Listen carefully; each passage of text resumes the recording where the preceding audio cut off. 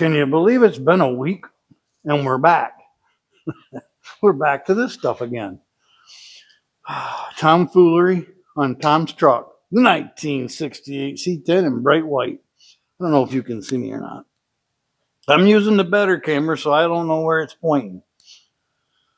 I got a million things to cover this week. Some of it's fun, some of it's boring, but I'm going to cover it quickly. So if you don't like something, just hang on. We're going to move right along. I've been focusing on this. I don't know what you call it. I'm going to call it a header panel because it's by your head. Anyway, I got the truck tilted forward, as you remember. This is a dash. The steering wheel goes here. So it had some rust in here. And this is where the driver's going to be looking all the time. Now, I know that gorgeous sun visor I painted is going to be right here. Flawless. But I didn't want bumpy, ripply crap here.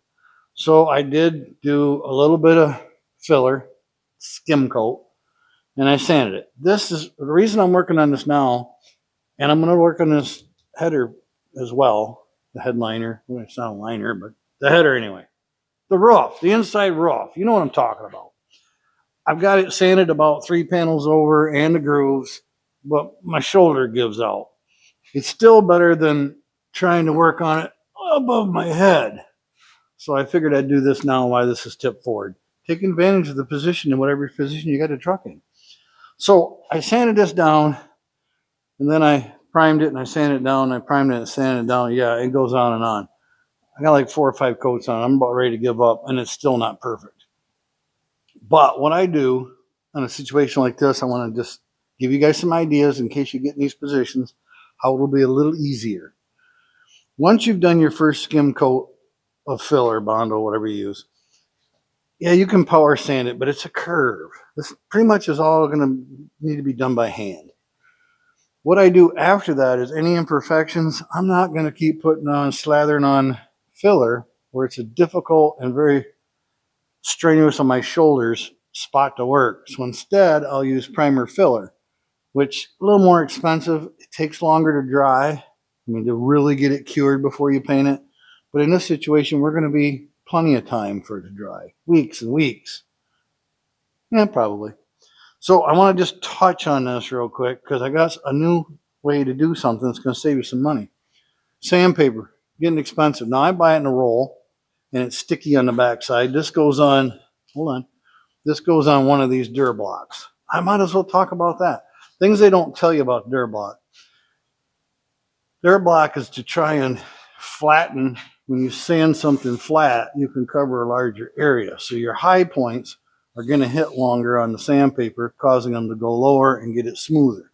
That's the reason for a Durablock or whatever brand block, a 2x4, doesn't matter. But if you go with a Durablock, you can change its form. And I don't know if anybody teaches this. I've never seen it. I'm not going to do it right now because I got good paper on there. But if you peel your paper off and give this a bow, because it's, it's some kind of foam plastic. If you give it a bow and then put your paper on it, it'll keep that bow. Well, that's okay if you're working on like a door top or something and you want a little bit of bow in it. And you can do it the opposite direction, so it's higher in the center. It just stretches the block backwards. It won't do it with the paper on there. I mean, I guess I could go this way maybe. It'll wrinkle my paper. See how my paper gets a little wrinkle in it? Well, if you bow it like that and put your paper on, it'll stay in that position in both directions or straight like I got this one. So don't just slap it on and not pay attention because you might be hitting on the ends of your block, tearing something up. Just thought I'd mention that because I've never seen anybody else mention it. All right, now onto the paper. That's the paper I generally use. It's sticky on one side. It just sticks to your Durablock. Well, it's $39 a roll. Which, I mean, I guess you're going to spend money, but I'm such a cheap son of a gun. So I rip off a piece, I don't know, about that long, fold it in half, and it sticks to itself. So it kind of gives you something to hold on to, and you can flip it. Very handy. I like it. So the next part with this is again, don't push hard. If you have to push hard, get new paper. I'll explain that to you in a minute. So you just want to go on here, and this is getting worn out. You just want to go on here, and just lightly go in circles, change your pattern, go in this angle like this, go back this direction, goes long ways, circles. the more you change these directions and move around, the smoother that's going to be and not get all dug. Another thing you can do, I don't know a Doug, by the way, but I hope one joins the channel. Something else you might want to do is I have 3 fingers on this sandpaper. And if you sand just like this, now this don't need a whole lot more sanding, but if you just keep sanding with your 3 fingers like that, eventually you're going to see your 3 fingers on here. So what I do is I'll turn it, quarter turn it, or slide your hand left and right, and just use all that paper the best you can. Now, you'll notice my paper's getting dirty. Okay, let me show you something over here. I got the Durablock in the way. Just go into my counter. See, I can't tell what you can see. I don't know, I think you can see. I put this on the counter just like this. This is a soft stainless steel brush, and I just knock all those sticky places off. If you leave those bumps on there, you see these little bumps? It can't sand where that bump's at, so it'll glide past it. But it'll sand up here, it'll sand down there, and it'll become uneven. So keep an eye on your paper, and these just brush off if your primer is dry. Otherwise, they'll stick, just like new. So there's a trick to saving sandpaper. So the next part I want to show you is still over here. This is where it gets kind of interesting. While I've got the cab turned forward, I'm going to work on these pillars. Now this is the A pillar, and it's never been replaced. That's obvious. I wouldn't ever want to. Someday I kind of think, I want to try it. So while I'm in a position, again, take advantage of this position all the way down, past where you can't see. This is a handy area to sand and work on, versus on my head. This would be, coming back at you. So while I'm here, I'm going to work this all down, and I did. And I spent way too much time on it, worrying about things that don't matter, like where the rocker meets, there's a seam there. Don't fill them because they tend to crack. But I sanded and worked it and made it smaller. I don't know why, just because that's what I do. But in here, I want to show you, I don't know if you're going to be able to see it. Original pillar, I already said that. But this was stamped by GM, painted, and sent out for delivery. And somebody drove it for, I don't know, years, back in '68. Well, I want to show you here. People talk about doing things right and being perfect. Can you see these ripples as my light goes down there? Are those showing up? I don't know what you can see. There's the lines. There's all lines. There's a lot of lines across here. That is the original.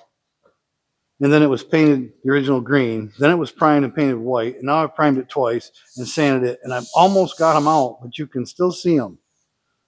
I think you can see them. I got other places to show you. But I wanted to show you that real quick. Up here, this would be over your head normally. Yeah, you can't see. Tip it up. Up in this area is where the seam seal is at. Now I dug out all the old, but mind you, there's 3 pieces of metal put together here, and I'm sure they overlap each other. You got the pillar metal, the center filler, and then the back of the cab. And here's your seam, and here's the seam. Well, I worked that one out a little bit. You shouldn't be doing that. This isn't a show truck. This takes time for nothing. This was bumpy. It was just seam sealed and then painted, and that's what you get. It's a truck. That's how they did them. Now this outer lip that's on here, this would be your drip rail. You can see I spent a little time sanding on that. I'm done. But you can see the high and low spots. The green peeking through. I got a little metal showing the spots. The gray is my primer that I still haven't sanded down to. So you can kind of see how badly wavy it was before. And I've just got it smoothed out. It's still going to be bumpy, but again, it's better than factory. So why am I going for perfect? I'm not. Oh yeah, you could subscribe if you want. And comment. Oh, speaking of comments, before we get to the other side, we're going to look at the roof for just a minute. I know we're talking about a lot of body work, but I'm just touching on it. Before we go there, I'd like to thank Vern, Leon, Tuttle, and Nick for joining the channel. We have some others that joined, obviously, but I don't get everybody's name. If you block your name, I can't call you out. And of course, I know Eddie's watching, so thank you for coming, Eddie. Moving right along. I got rid of this. There's 2 dents up here, if you remember, in previous videos. I don't know where all the dents came from. I can't even begin to imagine. But I got this one out. It's beautiful. It took very little filler. This one here is fighting me a little bit. Took a little more filler. I don't have it quite done yet. I got to skim it one more time really thin to get that out. And then, of course, I couldn't help myself. I moved up more, but that's going to be done flat once we get it turned back down. But this being right here in my face, I thought I'd do it. So we got that started up pretty good. All right, back to more fun over here on this side. I'm not going on a shop tour yet, but you will before I'm done. Okay, we're going to do the same thing on this side. We're going to talk about this pillar. A pillar, that is. I don't know. Can you see? I don't know what you can see. I'm just going to guess you can see. I don't know what else to do. I'll tilt you up just a little. No, I'm not. So, zoom in. This is our original stamped A pillar as well. This would be A2, A1 and A2. Well, I went ahead and I started working this one down, and I decided again, stop. Got other stuff to do. But I had to put the seam seal in all up in here anyway. I did the same thing. I sanded this outside ridge. Now, this was spot welded all the way across here. And they didn't body work those spot welds. They primed and painted them. So now I've sanded them out just to take the real heavy bumpiness out. You can see where there's some little bit of metal showing where the spot welds are at. The original green, the white that I still haven't sanded to yet, and then through the primers. So that's pretty smooth. We're not trying to be perfect. Well, I want to show you these ribs here. It's got them in this side too. I got another spot to show you anyway. Those were there, original. I mean, if you want to fix all that and get it as perfect as you can, I'm all for it. That's great. I'm not doing it. There's no need to do it. It's a truck. So now brings in the biggest dilemma. Let's say you're doing a SEMA project. You're going to go to Pebble Beach or something. If you are, let me know, because I'd love to see somebody do that. But for right now, I put it center screen. This is what I want to show you. It's very normal. Those ribs, those stamping lines are in every one of these panels. And you kind of can't get rid of them. See where I primed it up at the top? You can't see them. You don't notice them. And then, of course, this is the original. I just shot some primer on this quarter that I fixed. The cab corner. It turned out great. Okay. And I wanted to show you guys this, so I just sanded lightly on my I can't think of what they call primer. My primer. Yeah, you know me, horsing around. But all these lines are high spots and the grays are low spots. Now I could keep spraying this with product of some sort or another, primers and primer fillers and block sanding this. This face is almost flat to the ground. You're never going to see it. I know that's not usually the gauge of doing things. Oh, nobody's going to see it, doesn't matter. I don't like that kind of theology, but let's go with this. When it truly doesn't matter, let's look at how we're going to fix it. If I keep sanding, I'm going to be the bare metal. That's fine. I can put primer and sealers and stuff on there. But once I get the bare metal, I don't want to shave the metal down to make it flat and level. So I only have a couple of choices. I either layer on the primer filler, which is filler, or I skim coat this with Bondo body filler, in which case I now have something down here for the stones to chip out that's not as hard as steel, so you're going to get more deep chips, and then it can absorb water, and then it can rust, all for what? When some mechanic rolls on here and change the oil, it'll be flat? To me, it doesn't make sense. So I'm leaving it. It's gonna be there, and it's gonna be okay, I promise. The part you might worry about or be concerned with, no, I haven't done hardly any work, but I'm showing some good stuff. Okay, right now we're looking at the rocker where your feet will go in and out. Mind you, the seat will be from this area back, and your feet continually go in and out of this area. And you're going to drop stuff on this. I've had 2 new cars in my life. Both of them have a dent right here. I don't know where it came from, but anyhow. This is a high traffic, high wear area. Every one I've ever seen, this gets scraped up, the paint gets rubbed off this outer edge because this is such a wide rocker. You go to step out and your foot's going to rake across here. It's going to happen. One way or another, that's getting abused. Well, we have that same ripple right here. And I put my light down. But I'm going to show you how bad it looks, but no, it doesn't at the same time. So if I get light on there, yeah, you're going to see this. If I get it on the right way, maybe you're not going to see it. There's a line, this whole outside edge, about an inch of it, is smooth. And the stamp was inside here. And that's where all them ripples are at. And they start on the inside lip. There's little tiny lines. And all through this bottom. Again, I'm going to keep moving my light. Hopefully you can see them at one angle or another. Same issue. Do we want to put filler in here? I don't think we do. Whoop, turn my light off. I don't think we do. For one, we're going to tend to fill this trough area. It's just a little dip. But if you don't fill it completely, then you're going to see the lip and no lip and lip and no lip. So you need to fill it the whole thing in order to get it truly smooth, because you don't want to sand your metal off. Or you could fill it and sand all the way back into here and try to get the ripples out. You'd spend a lot of time on this to make it look nicer, but it's a truck. It's the way they were. You're never going to notice it. I promise you. It's going to look okay. If you want to do them on your truck, I am all for it. I support you 100%. And Tom, if you're watching, which I know you eventually watch this one, whenever it comes up in your queue, let me know if you want that done. I'll attempt it. Best I can tell you. So we're done with that. Are we done over here? Was there oh, I know what I wanted to do. So the next thing, here we go, is once you get this ugliness all together and you see all my different shades, and people look at this when they come into a shop and they're thinking, wow, that looks terrible. Whenever you see these shades of different colors, that's when people are getting things flat. That's when they're really getting that stuff sanded out good. What am I putting on that? I don't know. Does that need self-etching? If there's metal showing, it needs self-etching. And there is metal because I talked about it. So I'm going to get a coat of primer on this.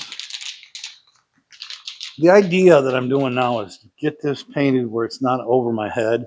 The inside pillars painted so they can dry good, so that I can tape them off and spray the dash without peeling paint off. It's all timing. Again, you guys already know my products and what I prefer to use. Everybody has their favorite, I guess.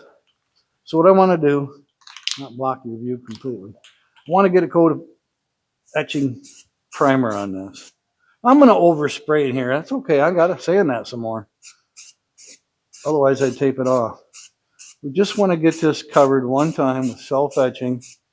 Then we'll come back when it's good and dry and we don't notice any issues. Then we'll put a primer sealer on it. As good as this stuff is, it's not a sealer. Did I get inside that lip good? No, couldn't get my head in there. So we'll just try not to put so much on to make it run. I'm spraying left-handed. I'm not as good as DD Speed Shop. We'll go ahead and hit the outer lip too, even though I don't think I sanded it yet. All right, that don't look bad already. Come on. Kind of fun. Kind of fun to make things look decent. Let's spray the other side while we're here. And then we'll go over and look at our glove box. This is what I do. You guys wonder what I'm doing out here. Jumping around, moving around. That's how it works. You got to work on 10 different things at once. Get that covered. Again, self-etching doesn't need to be a heavy coat. We're just getting some primer on this bare metal is the whole theory. And once you get a smooth coat on primer on something, you can see any little bumps or imperfections that you have that you might want to fix. I think that's enough for now. I should do this on an angle too. Get in that groove. I know somebody's telling me to stop already. All right, I'm done. Not too shabby. No, I didn't put on a mask and all that for just a couple little sprays. If I was going to keep spraying, boy, I would. I am a firm believer in PPE. Protect yourself, folks, if you want to live a long life. Okay, enough of the lecture. That's it for here today. Oh, while I got that out, if you guys don't mind, I might as well finish this whole area up. So I have sanded across this header until I've got a little bare metal showing right there and over there. So I just want to touch the bare metal, and I'll come back with a primer sealer after this cures up. I don't know. I'm going to turn the video off. 15, 20 minutes. Again, you want to put your coatings on before they cure completely, or sand it again. Well, I think I've done about enough sanding. I would prefer to put my second coat on while the first coat's still damp. That way it'll adhere to each other. Reduce the amount of sanding you can at any expense. All right, the next thing. Now for your shop tour. Are you ready? Yep, over here. Wood stove going. The 6 liter in a rolling chassis. No, I don't have the Kubota done yet, but I've been working on it. But for now, we're working on the truck. Glove box and hinges. It's a good day. I like to spray paint this stuff so it can dry and just let it set for a week or two even. And you guys know me. I like to jump around. I keep talking about how I'm going to do something later. Well, look, today's later for this. So the hinge, I don't know if it's inside or out. Doesn't matter. I painted it anyway. I won't put a ton of paint on it because it's a hinge. I say that. I know a couple of you guys are like, oh, no, I know you. You're going to put plenty of paint on it. Yeah, you're right. I'm going to. Tricky to paint. You got an inside lip here, an inside lip there. You got these ribs here. You got a spray inside of these. It's not an easy product to put on. Now, if you had a LPV game, one of those low pressure, low volume, whatever they call them, guns, the one with the paint on top, you know what I'm talking about. You could probably coat it easier than you can with a rattle can. But you still need to be aware of all these areas that are going to be difficult to get to. What I tend to do is get into those tough to get areas first. Now, this is inside of a glove box, so if you see any flaws or something, yeah, I don't care. I want to get this done before I'm 112. And I'm sure Tom wants it before I'm 112. So I'm going to focus on painting everything in this direction. I'm going to reach around on that side. I'm going to focus on spraying in this direction. So just go lightly over it the first time. And if you guys were to go on that side, you'd see all the gray shadows on that side from where your paint drifted that direction. I know you guys didn't come for a paint video, but hey, I'm going to do some right here. So we'll do the same thing, light on those sides. Making sure we get everything covered one time over good. And we're going to leave that for a minute. Now, if you're curious, and I can't hear you asking, I paint the back first. So when you flip it over, whatever you set it on, if by some weird chance you get a mark or two, it's not on the face where you're going to see it all the time. I'll probably hold this up with a couple of cans. So when I spray the front, we'll get all the edges. Yeah, you guys will be here for that. Maybe. Let's go back over here. This is only I don't know if it's all getting 2 coats, 3 coats, or what. The hinges are only getting those 2 coats right there. Good enough. So now I want to focus on getting in this way. And coming on this side and getting in this way. Like I said, dynamic piece to paint. So when you do this, realize another thing, that you're getting a lot of coatings of paint on these flat areas as you focus on these other areas. So it can run on you. flat surface, it's probably not going to run on me, but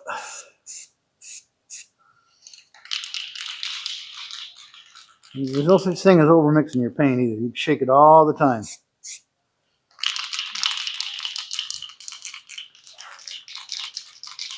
I think I got a decent coat on there.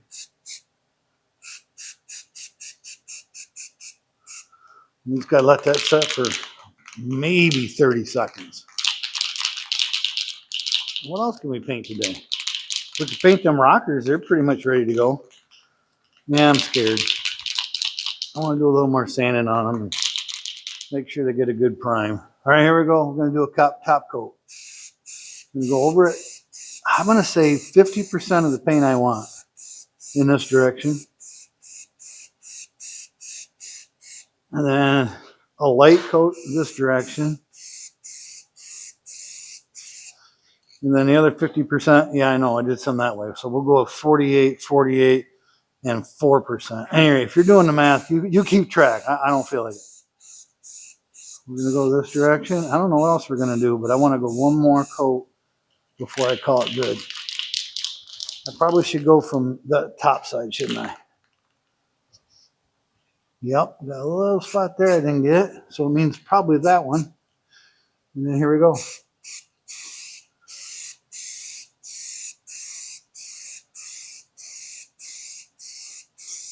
All right, I think I'm pushing if I go anymore. We have a nice coat. I see a little texture. We'll call it dry spots. So here we go one more time. Oh yeah, this is better. Wet coat, flow coat, whatever you want to call it. I think that's pretty good.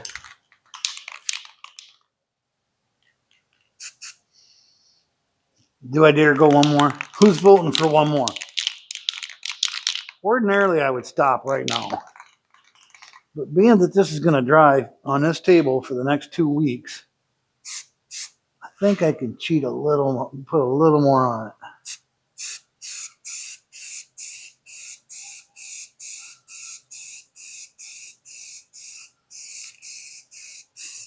I'm done. I'm not doing any more. How about this? One more little.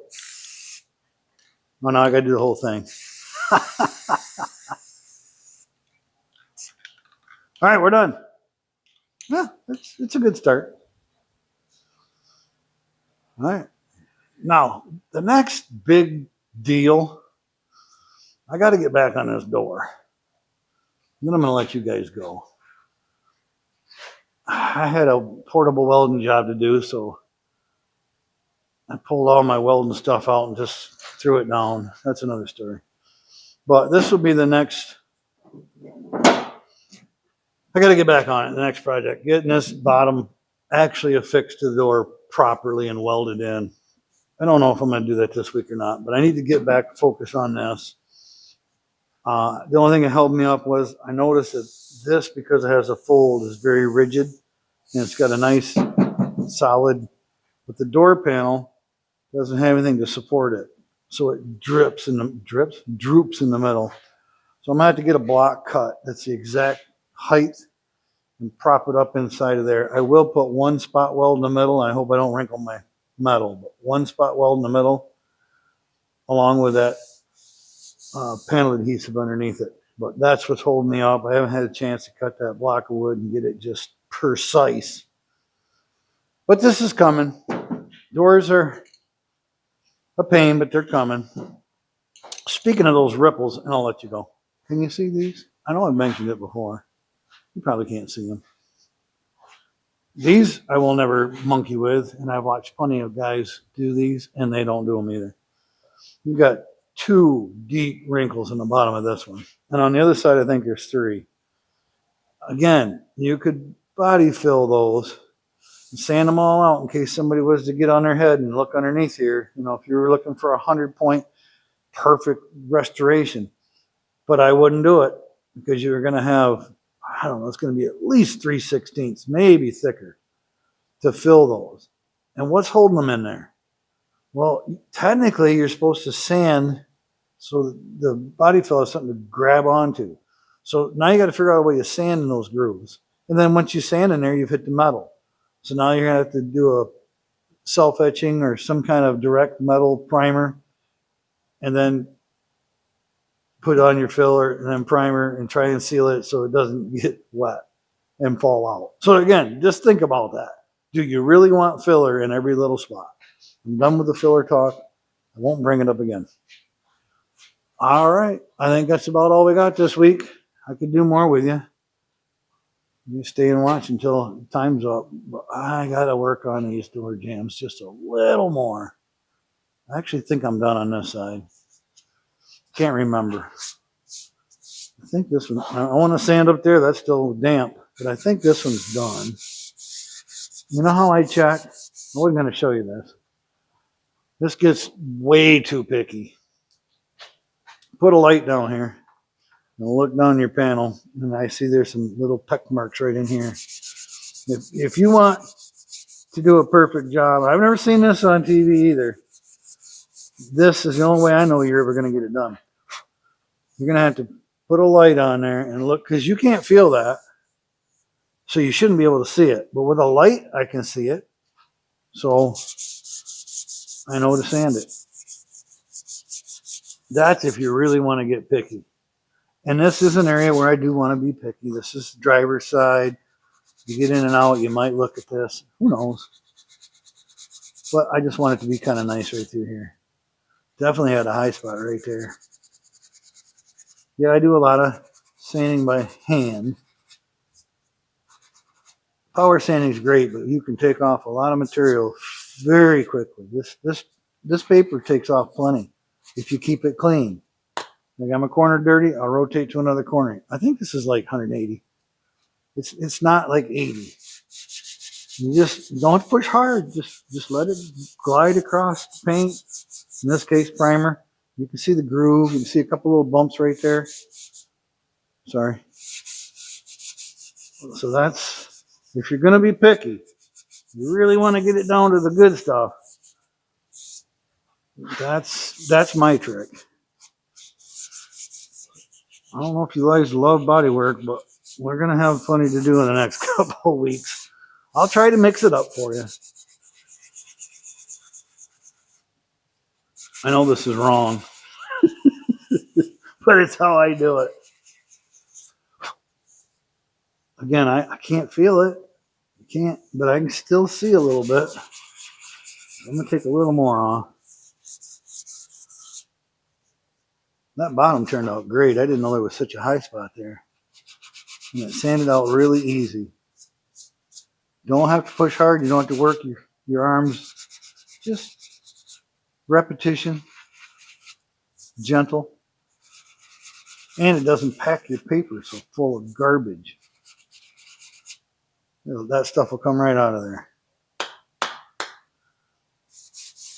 All right, that's what I'm after for the rest of the evening. I appreciate you guys coming. You see them ripples again? Might as well do it with you guys watching. All them stamping marks. I'm not sanding those out. I'm just looking for any nibs or things that are sticking out. Those are going to be just fine. Plus the seal goes on here and the bubble comes out. You won't see much of those, if any. This outside lip shows completely. So I do want to get it as good as it can without spending a ridiculous amount of time on it. I think that's it for that. Looks pretty good. Oh, I feel something. Right there, I felt something. See? And it showed up, a little dot right there.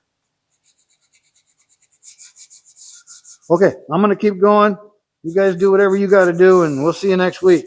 Thanks for coming. Appreciate you guys. Don't forget, like, subscribe, blah, blah, blah. You know all that stuff. Oh, now we're going to do this.